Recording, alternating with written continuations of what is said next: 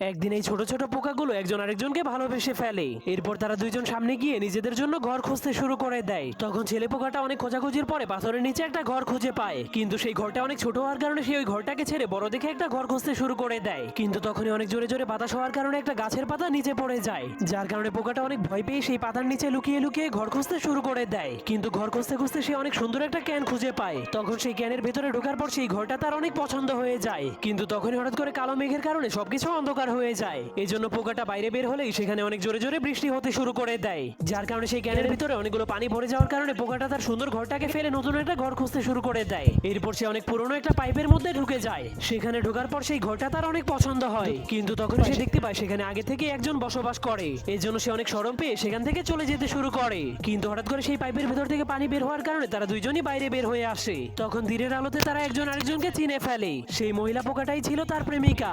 এরপর তারা জঙ্গলের